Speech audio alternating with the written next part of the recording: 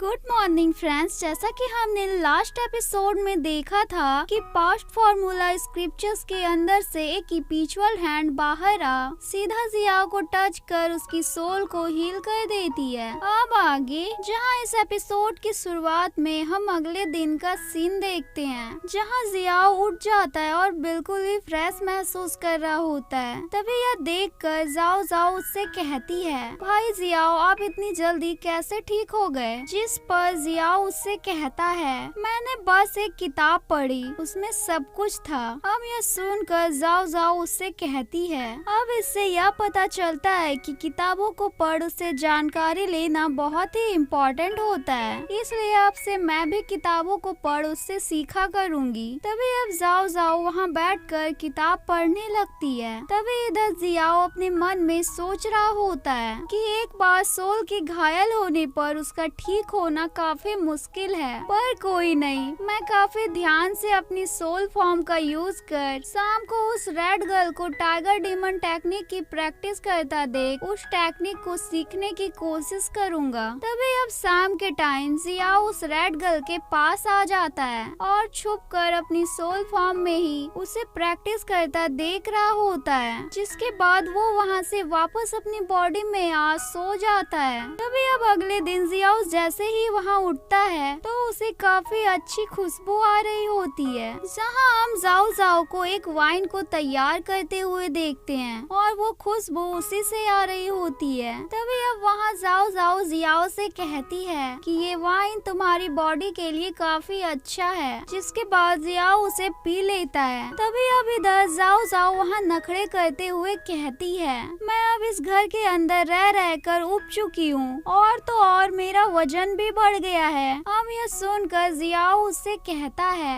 अच्छा तो ठीक है, चलो हम बाहर शॉपिंग करने को चलते हैं, पर याद रखना तुम्हें अपनी पावर का यूज कर खुद को एक स्कार्फ में बदल लेना है सभी लोगों की नजर के लिए, नहीं तो वो लोग तुम्हें पहचान लेंगे कि तुम एक फॉक्स हो। जिसके बाद जियाओ वहाँ से मार्केट की ओर आ जाता है, जहाँ जाओ जाओ टेस्टी डम्पलिंग्स को देखकर कहती है कि ये कितना टेस्टी लग रहा है, जिस पर जियाओ उन डम्पलिंग्स को ले जाओ जाओ को खिला देता है। जिसके बाद जियाओ जाओ जाओ के लिए कुछ और भी खाना ले लेता है और उससे कहता है, इसे तुम घर चलकर खाना। तभी अब जियाओ की नजर वहाँ एक वेपन शॉप पर पड़ जाती है, जहाँ अब जियाओ जाकर अपने लिए एक धनुष देखने लगता है, जिस पर वो शॉपकीपर उस धनुष के बारे में काफी अच्छी अच्छी बातें बता रहा होता है, पर जियाओ को वो धनुष उतनी पसंद नहीं आती, इसलिए वो उस शॉपकीपर से कहता है कि जाओ और अपनी दुकान की सबसे अच्छी वाली धनुष लेकर आओ। तभी अब वो शॉपकीपर अपनी दुकान की सबसे अच्छी वाली धनुष लाकर जियाओ को दे देता है। तभी अब जियाओ उस धनुष को ट्राई कर पसंद कर लेता है और वहाँ से अपने लिए एक स्वॉर्ड लेने के लिए स्वॉर्ड सेक्शन की ओर जाने लगता है, पर तभी उधर जाते जाते जाओ जाओ वहाँ काम करने वाले दो लोगों को डरा देती है। तभी इधर अब जियाओ की नजर वहाँ याओलिन पर पड़ जाती है, जहाँ अब दोनों ही एक दूसरे को ग्रीट करने लगते हैं। तभी याओलिन अपनी पावर की मदद से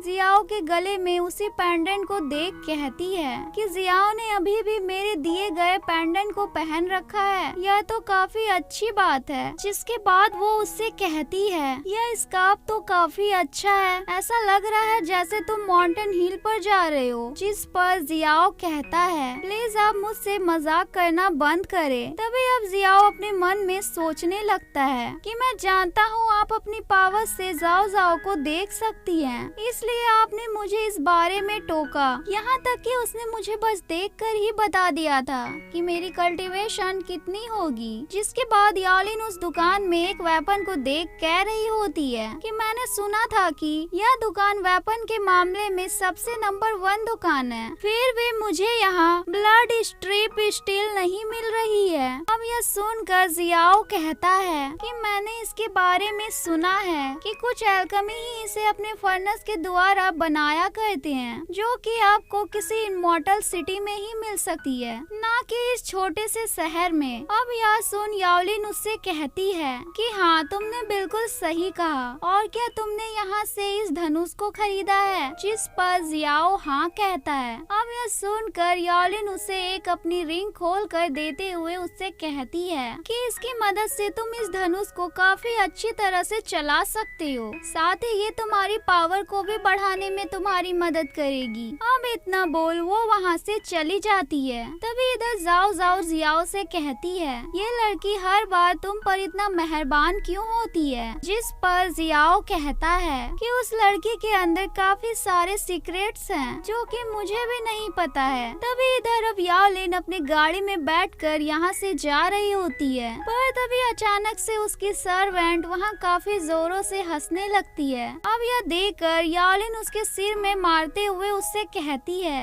आखिर तुम्हें इतनी हंसी किस बात से आ रही है? जिस पर उसकी सर्वेंट उससे कहती है कि आप वहाँ पहले से ही उसके आने का वेट कर रही थी, पर फिर भी आप उसे देखकर ऐसे रिएक्ट कर रही थी कि आप यहाँ किसी और काम से ही आई हैं। अब यह सुनकर याओलिन उससे कहती है, जरूर उसे बायु ने ही बहुत कुछ सिखाया होगा, जिस कारण मैं जानती थी वो यहाँ जरूर अपने लिए कुछ वेपन खरीदने के लिए आएगा और इसमें उसकी मदद करना कोई बुरी बात नहीं है। जिस पर उसकी सर्वेंट उससे कहती है, अगर आपको सच में उसकी मदद करनी थी तो आपने उसे अपना टोकन क्यों नहीं दिया? जिस पर याओलिन उससे कहती है कि जियाओ के ऊपर पहले से ही काफी सारे प्रतिबंध लगे हुए हैं, इसलिए अगर मैं उसे अपना टोकन दे देती तो यह बात जियाओ के फादर जुआनजी को पता चल जाती, जो कि फिर बिल्कुल सही नहीं होता। तभी अब रात के टाइम हम एम्परर यान और मास्टर जुआनजी को देखते हैं, जो वहाँ खड़े होकर पटाखे फटते हुए देख रहे होते हैं। तभी अब एम्परर यान जुआनजी से कहते हैं कि तुम्हारा बेटा आजकल क्या कर रहा है? जिस पर जुआनजी कहता है वो अभी इंपीरियर एग्जाम की तैयारी कर रहा है, पर वो मार्शल आर्ट भी सीखना चाहता है और मुझे तो ऐसा भी लग रहा है वो छुप कर मार्शल आर्ट की प्रैक्टिस भी किया करता है। अब यह सुनकर एम्परर यान उससे कहते हैं कि तुम्हारे बेटे के लिए अच्छा यही होगा कि वो मार्शल आर्ट की प्रैक्टिस ना करे,